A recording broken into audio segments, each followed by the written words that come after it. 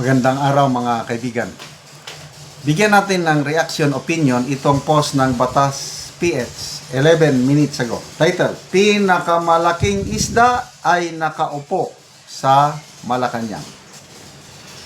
ACT Teachers Party List Representative kung Antonio Tino confirmed that they are set to file a second impeachment complaint against President Bongbong Marcos today, January 2022. In an interview, Tino said one of the grounds for impeachment is betrayal of public trust, citing alleged multi-billion peso anomalies in flood control projects.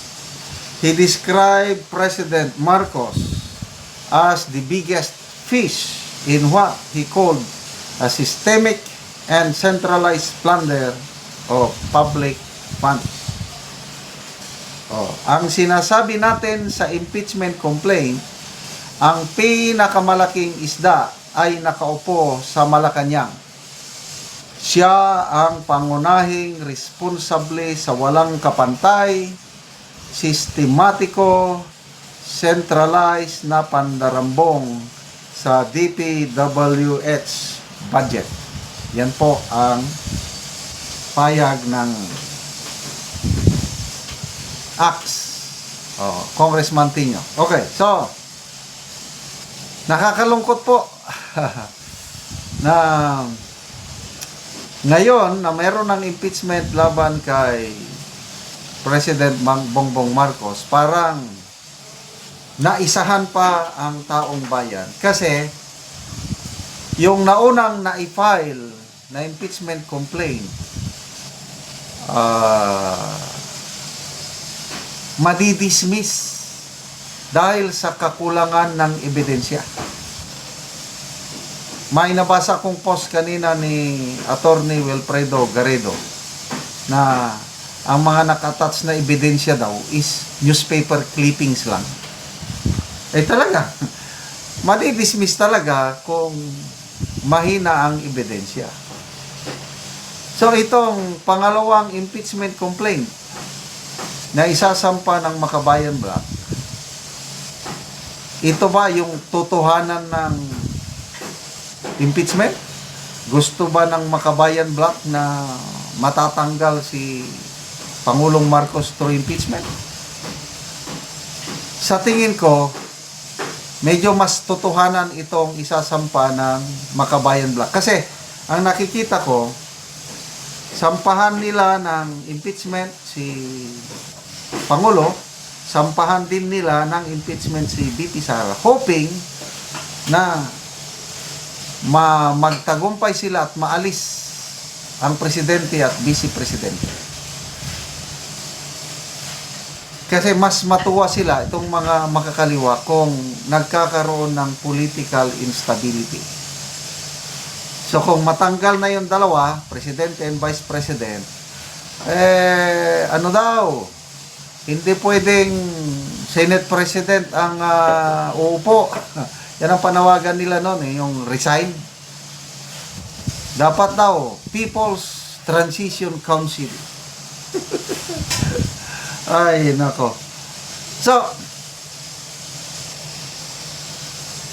ano ang mangyayari sa Kamara?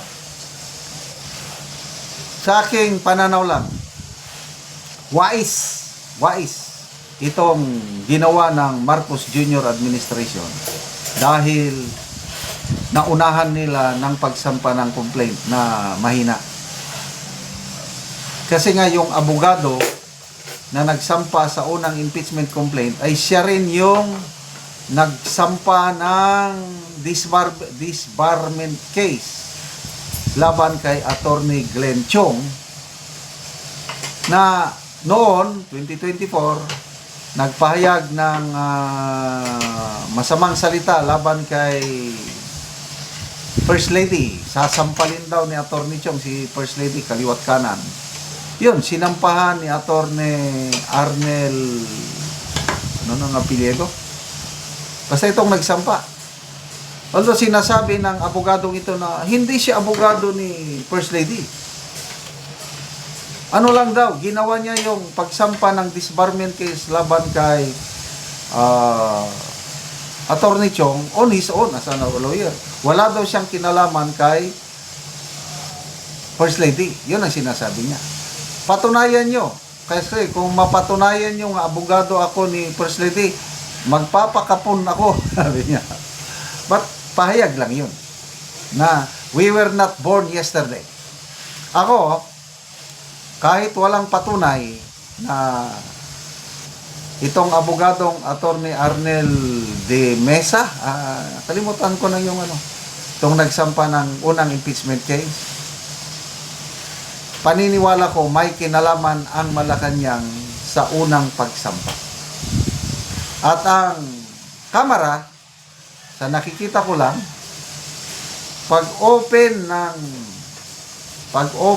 ng session ngayong January 26, mag-initiate na sila, i-refer na sa Office of the Speaker, din yung initiation, kasi doon magsisimula yung 1-year bar rule once na na-initiate ang impeachment complaint. Kaya ang unang gagalaw yan, yung isinampa, yung unang naisampa, mamaya maibasura.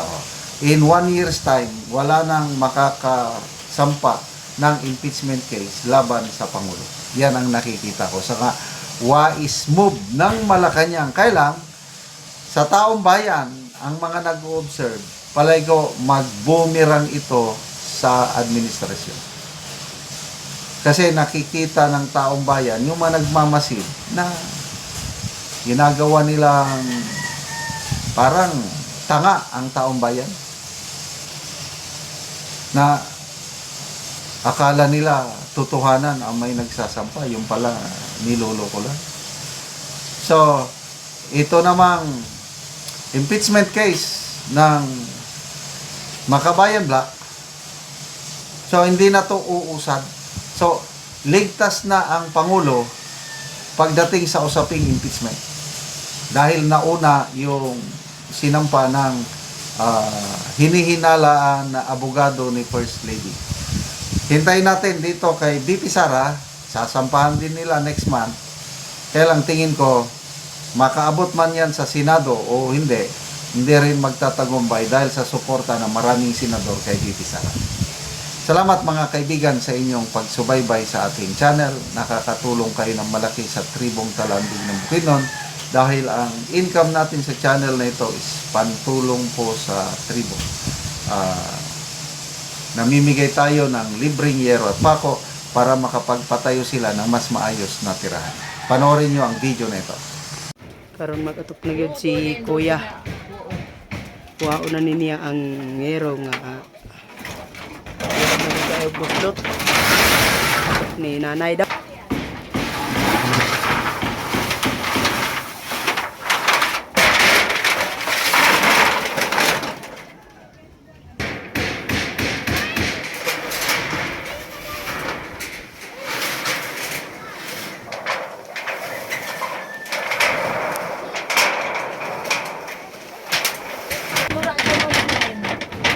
Isok-sok ba?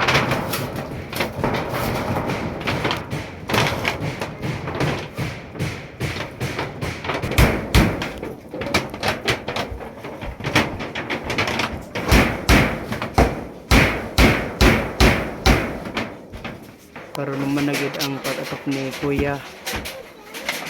Balay.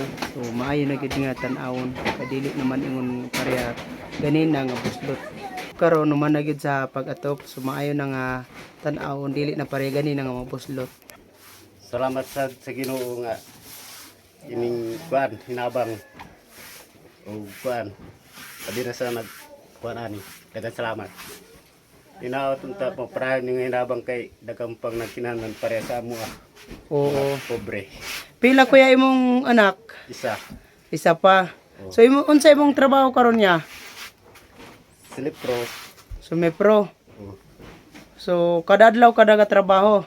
taga adlaw Mm. Domingo ang may trabaho po Pahulay. So, magkasuporta na sa imong mga anak kuya. masuporta mo yun dako ra gyud pagpalit og bugas unsa pa dek kinahanglan Bugas ra gyud ang mga kuan kuya, mga port. bugas ra gyud. Sa panangyero kuya nga pangatop. So Wa na gyud mabajitan. wala na nabudgetan. So igo lang sa pagkaon imong trabaho kuya. Igo ra gyud sa pagkaon ug napagid binulan nga motor Oh, salamat kayo kuya.